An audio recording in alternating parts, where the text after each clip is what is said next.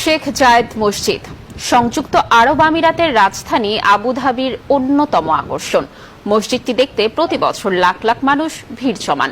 জাঁকজমকপূর্ণ এই মসজিদ তৈরিতে প্রায় 12 বছর সময় লেগেছে।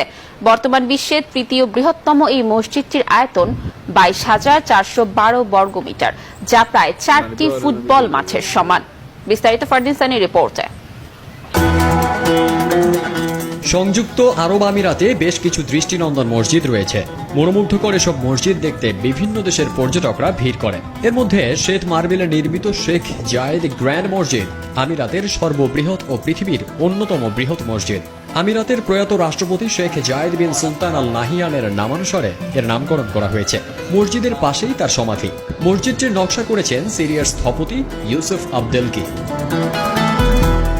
1996 সালে 30 একর জায়গায় এর নির্মাণ কাজ শুরুর পর শেষ হয় 2007 সালে। এই মসজিদ তৈরিতে খরচ হয়েছে 4,500 কোটি টাকা। পারস্য, মোগল ও আলেকজান্দ্রিয়া মসজিদের স্থাপত্য শৈলীর মিশেলে গড়া হয়েছে মসজিদটি। আর মরক্কোর বাদশাহ দ্বিতীয় হাসান মসজিদ ও পাকিস্তানের বাদশাহী মসজিদের শৈলীর অনুপ্রেরণায় নির্মাণ করা হয়েছে কেন্দ্রীয় চত্বরের নকশা। শেখ জায়েদ গ্র্যান্ড মসজিদে ছোট বড় 7 আকারের 82টি গম্বুজ ও 107 মিটার উঁচু 4টি মিনার রয়েছে।